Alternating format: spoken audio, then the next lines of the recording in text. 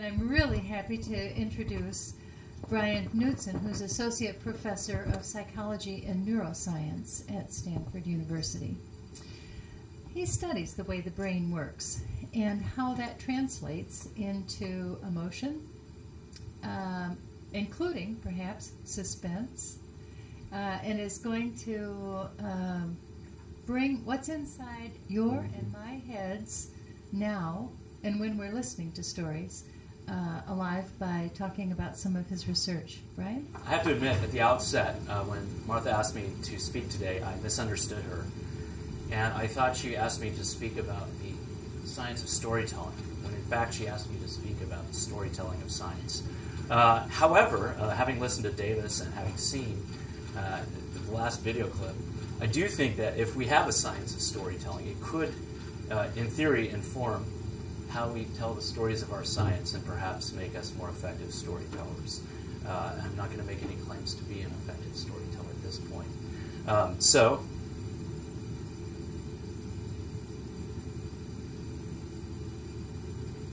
How many people felt something just then? 3, 4, 5. Well, maybe more. Maybe 33% of you, right? So I'd like to argue that if I had you in my scanner at that point in time, and I looked at what was going on in your brain, that many of you were actually feeling something at that moment when we switched the black slide, and that I could actually see it in your brain, and that some of you may not even be aware of it, that you were feeling something at that moment. And I'd also like to argue that what you felt is important. It's important that we see that. It's important that we have the technology that will allow us to capture what is going on in your brain in those few seconds before the next thing happens, in those few seconds before you actually decide to do the next thing. I don't study the science of storytelling, but ultimately I hope that what we find in our science will lead to a science of storytelling. And I'm going to try to convince you of that today. And so just to contextualize what we are doing now and where the field is right now, in the last 10 years, new technologies like functional magnetic resonance imaging have allowed scientists to look not only at cortical activity, but at activity deep below the cortex at a second-to-second resolution, at a millimeter resolution. And this allows us to see for the first time, before that technology was available, what is happening in living, breathing human brains as they're anticipating good and bad events, and even before they start to make a decision to do something. And this class of questions falls into sort of two broad categories, which has occupied my lab and other labs over the last 10 years. One set of questions has to do with which brain mechanisms anticipate good and bad events. I call this affective neuroscience. You can call it whatever you want, but many people are studying this now. This is a nascent field that's growing with every year. The second set of questions, which I think is even more interesting from an application standpoint, is does the activity of those circuits actually influence choice? That is, if we could capture this anticipatory activity in your brain, could we use it then to predict very basic choices that you might make, like you might approach something or that you might avoid something? And keep in mind that the answer to, whoops, I'm losing my microphone here, sorry. The answer to the first question is not necessarily the same as the answer to the second question. So many things might have happened in your brain when you were looking at that blank screen. Only some of those things may actually influence then what you might do next, whether you walk out of the room or stay in your seat, for instance. So these are two very important but separate questions, potentially overlapping. And just to cut to the chase, so I'm going to cut through a lot of research, and you're going to have to just take it on faith that what I'm saying at least has some science behind it. We now have targets using fMRI for putting people in states of anticipation and trying to identify when they anticipate that something good might happen, something bad might happen, how they're integrating those signals. And the reason that's important is because it can then allow us to predict, are they more likely to approach something or to avoid something, based on the balance of those signals. Again, this is a new area of research, so there's much more that's going to be found out in the next few years.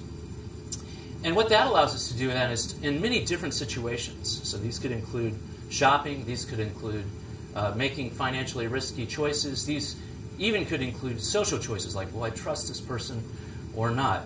We can then use our brain activity to actually try to predict what people will do next. I'm going to show you a really simple example right now that we use in our lab. So for instance, here's a gamble. Imagine that I offered you this gamble on the screen. How many people, versus a sure chance of making nothing, how many people would take this gamble? No one would take it. Oh, good. Thank you. Some risk takers in the audience, too. Good. Excellent. Okay, good. There is diversity in risk preferences. How about this gamble right here? How many people would take this gamble? And you guys are consistent. That's good. We have a few more. We have maybe 20 to 10% really of the people in the audience. How about this gamble? How many people would take this? Oh, I see more hands going up. I see almost 50% of the hands going up in this room. This is very interesting for a couple of reasons. One is because I think it speaks to this paradox of suspense. Now, I don't know actually what Martha meant by the paradox of suspense, but this is a paradox of suspense. And the paradox is this. If people are choosing according to the best option, the thing that they think will be the best, why would they then systematically choose something that is not the best for them mathematically? Okay? How can we calculate the expected value of these gambles? Well, it's pretty easy.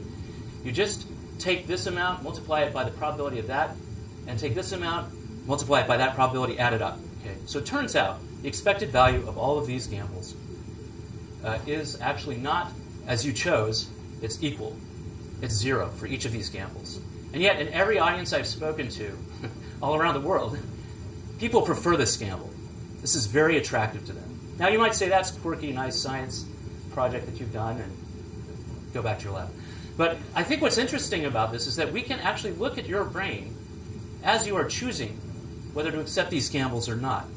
And we can actually predict not only that you're more likely to accept that gamble or not, but why people are inordinately drawn to this gamble, this positive skew gamble, or this lottery gamble. It's because this area right here is systematically more excited in people by this gamble than the other gambles. What this also means from an applied standpoint is I can make money off of you, right? Because if you're willing to take that gamble, then I can charge you to take that gamble, right? And I can make that money because the expected value is 0. This is a paradox. This is violating expected value. Okay, but people systematically show this. We can see things that are happening in the brain during anticipation. We can predict you're more likely to take that gamble. And because I like to look at brain images, here's just you can use big data techniques to classify the brain states that happen before people take that gamble and get a whole solution of everything. So this is not just a theoretically guided solution based on my preconceptions, but we can actually use sophisticated ways of looking at the data to get optimal predictions from your brain data. That's not why we're doing this. We actually are interested in what is going on during anticipation. What is the affective process? What is the emotional feeling that generates this kind of behavior? And the reason that we're interested in this is not just because we're interested in gambles. I don't work in Las Vegas. I work at Stanford. But we're also interested in what draws people in, what engages people, what kinds of other decisions powerfully activate and recruit the circuitry. We think social types of decisions really engage the circuitry. And indeed, I think that it's probably effective storytelling engages these circuits. And I'm making this a short presentation because of my lack of expertise. But I think actually just even based on this very minimal early data, I hope it will someday lead to sort of a science of storytelling. And I hope to use it in communicating to people. But I think even based on these early results, we can infer that if you want to engage people, obviously, you should have a positive premise in there. I mean, this seems obvious to people, and it's probably telling you something you already knew, that there should be a positive gain outcome, and that should be significant to people. But the counterintuitive part is that it should be uncertain. You shouldn't. So basically, everything I was told in graduate school about how to deliver a science story is wrong. I was told to tell people, here's my hypothesis, right? Here's what I found, and look, everything is consistent with my hypothesis. That's not right. I should see doubt in people.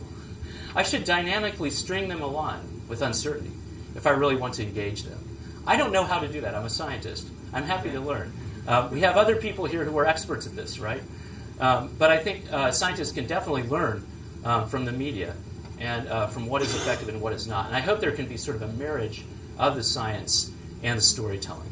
So I think the implication for storytelling for me as a scientist is that you shouldn't state your conclusion first. You should actually cultivate a hopeful uncertainty, no matter how improbable that is. In fact, it could be quite improbable, and you can engage people.